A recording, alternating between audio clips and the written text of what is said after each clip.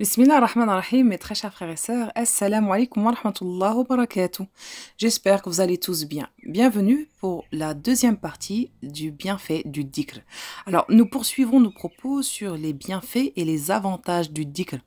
Nous avons déjà indiqué l'un de ces bienfaits, protéger le croyant de Shaitan, de Satan, qui quand se détourne du dhikr a en effet un compagnon inséparable qui est Shaitan. Satan, qui le suit comme son ombre. Allah Azza wa Jal dit « À celui qui se détourne de la révélation du tout miséricordieux, nous suscitons un compagnon inséparable, un démon. » Surat Al-Zukhruf, verset 36. Le serviteur d'Allah ne peut véritablement se protéger de Satan que par le dhikr. Voici donc l'un des bienfaits du dhikr qui en compte un grand nombre. Donc, comme je l'ai dit précédemment dans la première vidéo, Ibn al-Qayyim rahimahullah nous dit qu'il y a plus de 70 bienfaits du dhikr. Subhanallah. Et le fait juste que de faire le dhikr, comme ça, Shaitan nous laisse tranquille, normalement c'est déjà suffisant. Mais regardez, le dhikr remplit le cœur de joie, de bien-être, de quiétude et de sérénité. Comme le dit Allah Azza wa Jal, voilà ceux qui ont la foi et dont les cœurs s'apaisent à l'invocation d'Allah Azza wa Jal. C'est en effet dans l'invocation d'Allah que les cœurs trouvent véritablement la paix. Surat Ar-Ra'd, verset 28. Les paroles, les cœurs s'apaisent à l'invocation d'Allah signifie que le dhikr dissipe l'anxiété des cœurs qui remplace par la joie et la paix intérieure. Et quant aux paroles, c'est en effet dans l'évocation d'Allah que les cœurs trouvent véritablement la paix. Elle signifie que le dhikr est plus à même que toute autre chose d'apaiser les cœurs.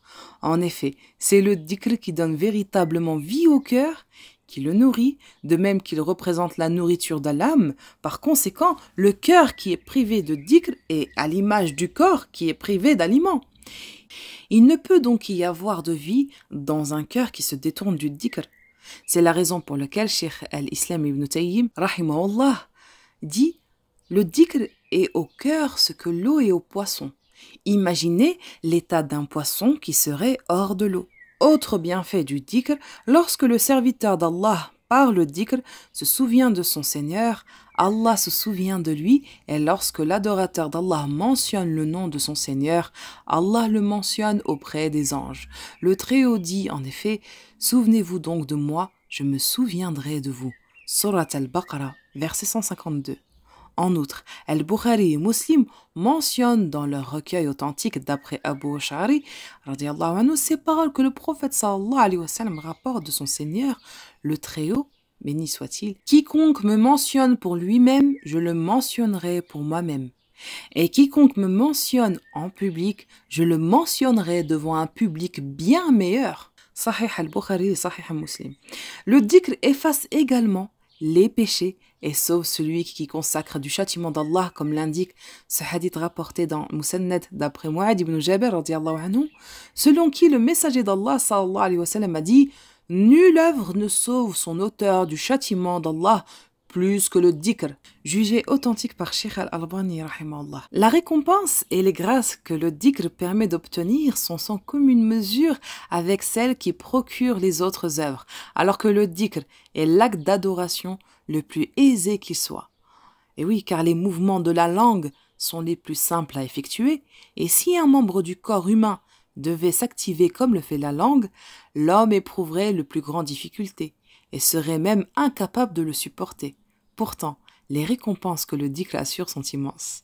Ainsi, Al-Bukhari et Muslim rapportent dans leur recueil authentique, d'après Abu Hurayra radiyallahu anhu, ces paroles du messager d'Allah sallallahu alayhi wa sallam, quiconque dit 100 fois par jour La ilaha illallah wahdahu la sharika lah, lahul mulk wa lahul hamd, wa huwa ala kulli shay'in qadir, c'est-à-dire il n'y a de divinité en droit d'être adoré qu'Allah, seul et sans associé, il règne en maître absolu sur la création, il mérite tous les louanges, il a le pouvoir sur toute chose, eh bien, il obtient la récompense de celui qui affranchit 10 esclaves, par ailleurs sans bonnes actions lui sont inscrits, sans péché lui sont effacés, et ces paroles le protégeront de Satan jusqu'au soir.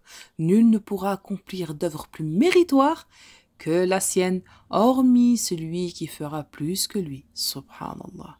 De même, Al-Bukhari et Muslim rapportent dans leur recueil authentique que le prophète sallallahu alayhi wa sallam a dit: quiconque dit 100 fois par jour Subhanallah wa bihamdihi wa Subhanallah al-Adim, gloire et louange à Allah, verra ses péchés effacés, quand bien même il serait équivalent à l'écume de la mer.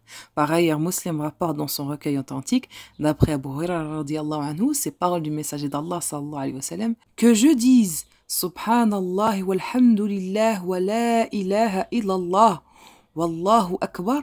Gloire à Allah, louange à Allah, il n'y a de divinité en droit d'être adoré qu'Allah et Allah est plus grand que tout, mais plus cher que ce bas monde. Et les hadiths allant de ce sens sont nombreux. Autre bienfait du dhikr, il y a la semence du paradis.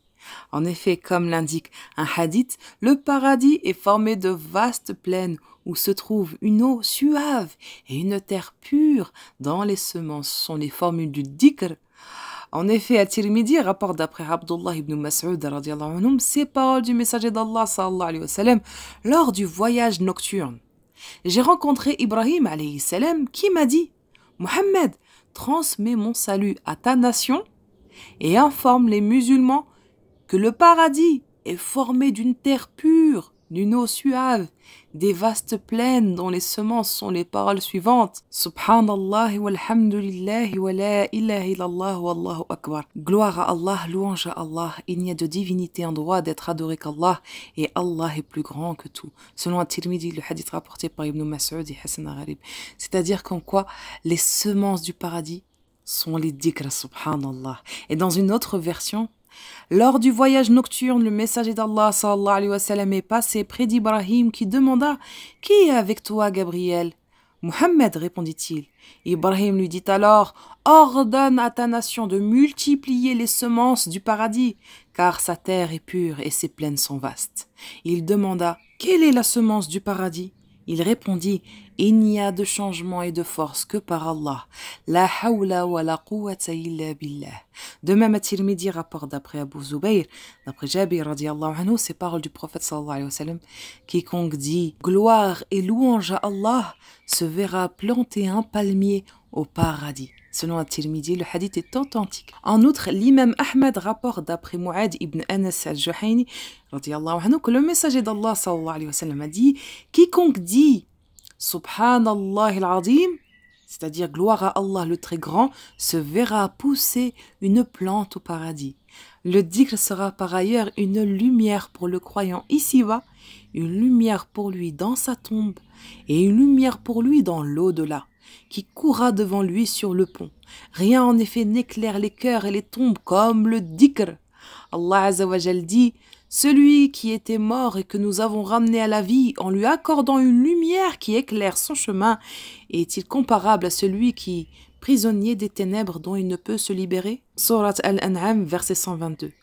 Le premier symbolise le croyant qui s'éclaire à l'aide de sa foi en Allah, de son amour pour lui, de sa connaissance de son Seigneur et du dhikr. Et le second représente l'homme indifférent à Allah le Très-Haut, celui qui se détourne du dhikr et n'éprouve nul amour pour son Seigneur.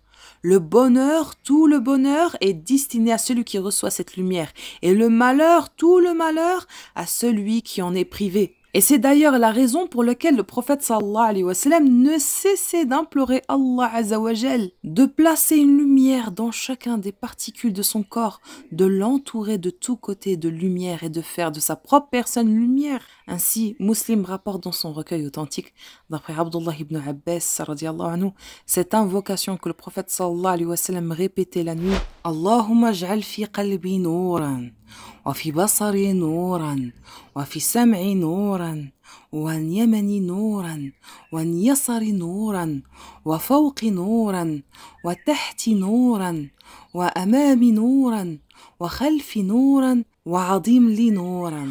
Oh Allah, place une lumière dans mon cœur, une lumière dans ma vue, une lumière dans mon ouïe, une lumière sur ma droite, une lumière sur ma gauche, une lumière au-dessus de moi, une lumière devant moi, une lumière derrière moi.